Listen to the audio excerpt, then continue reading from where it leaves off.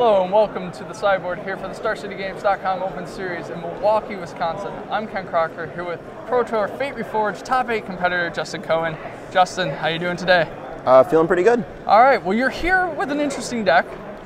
It's not Amulet Bloom, so you're not probably killing your opponent's turn 2. If only they'd let me. If only they'd let you. But you're here with Mono Red Goblins. Yes. So what was the reason you decided to play Mono Red Goblins at the end of this standard season? I don't feel good. None of the few standard decks I have any competence at playing seemed well positioned at all. The format's dying. It's not time to learn a new deck. So I was given this list yesterday by my friend Andrew Beckstrom, fellow Team Ultra player. He's playing at the WMCQ this weekend, according to him, or he just took me. And it's, you know, it seemed like straightforward, not a lot to learn, and I had all the cards, so and it was good enough for him. He likes to win, so it was good enough for him. I figured I'd run it. So we're on a pretty strict curve, kind of curve out, kill your opponent sort of deck, right? Oh yeah, if you don't curve out it, things don't go well for you. So you got 11 one-drop goblins, so 4 Foundry Street Denizen, 4 Goblin Glory Chaser, and 3 Frenzy Goblin. So is there a reason for those numbers? Not the 4th Frenzy Goblin for some reason? Well, it's, you know, it's about hitting a critical mass of one-drop so that you can support like the obelisk, essentially. Like you want to be able to cast that on turn 3 as often as possible, and that means playing turn 1 one-drops. So you don't really want fewer than 11, and Frenzied Goblin is just the worst of them. So, you know, if you wanted a 12th, you would play a 12th. But you know, there's some decks that just aren't trying to block, and you just always board out your Frenzied Goblins. Usually board out your Frenzied Goblins there. It's just the weakest one, so you run one less of it. And then speaking of making as many goblins as possible, obviously you're trying to do that. So you run the 2 spells that make token goblins in Dragon Fodder and Hordling Outburst, which you run as 4 ofs, and that helps support Goblin Pile Driver.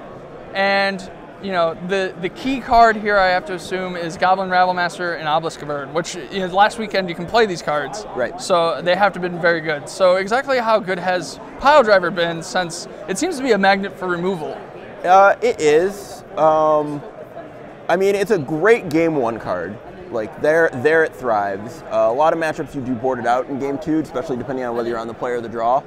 But I mean, even then, alongside like Obelisk is really the show, and alongside Obelisk, it's incredible. Like I just won my last match against Blue White Control, where I managed to sneak 1 Obelisk out through his counters when he was, I think, not prepared to counter a 9, and then I got another one down, and he had to encase an Rebel Master at one point, and then just sat there shooting out 5/5 tokens, and I got another Rebel Master that's making 5/5 tokens, and so making 5/5 goblins is pretty good. There are worse ways to win. Yeah. Language proof, basically. Right.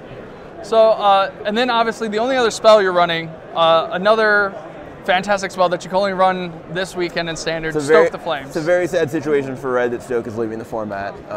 One of the best new burn spells in a long time, maybe since they like let Lightning Bolt be in Standard. Yeah. Unfortunately, you can't run that anymore. Interesting mana base, though. You would think you're just playing a Mono Red Goblin deck, you'd just be all mountains. Sure. But you're running 20 mountains, but you're also running 2 Rogues Passage. Yeah. So what is this exactly for? Is this to try to get in with the Pile Driver? It's reach. So you have a number of guys. You have Pile Drivers, you have Rebel Masters that are quite good if you can connect with them, but that are generally kind of hard to connect with. Like your opponent's gonna go to every extremist not to take a hit from either of those things.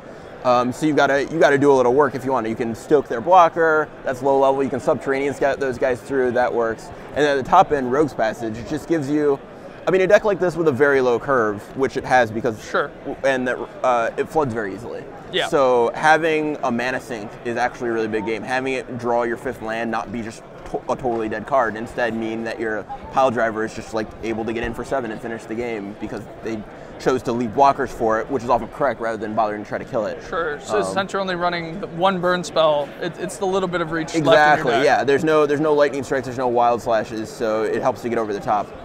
Okay, and then sideboard-wise, you're playing a mono red deck, so obviously sideboard is limited. But we have the Magma Sprays. We have to assume that's for Hangerback Walker, Jace. Primarily, yep, those guys, Hangerback Walker especially. But yeah, also Jace. We also have the Roast, probably for Siege Rhino. and Courser, standard operating procedure. Okay. Heel Cutter, best card in the sideboard. I can't believe how good this card is. Like, I mean, obviously in limited, it was properly deemed a mythic common. So unreasonable, and like it comes in so many matchups. Like matchups where they have good blockers, you bring it in. Matchups where they don't have blockers, but they just have sorcery speed sweepers. You bring it in, and it's great there. You just hit you for three, hit you for three. Like they just sit there with their sorcery speed removal. It's so good you're actually playing one copy in the main deck. Yeah, exactly. Yeah, I mean this is a card, and when I played Burn at the PT. This was the show. I mean this was the show there too. Pretty much every aggressive red deck since it's been around. Like.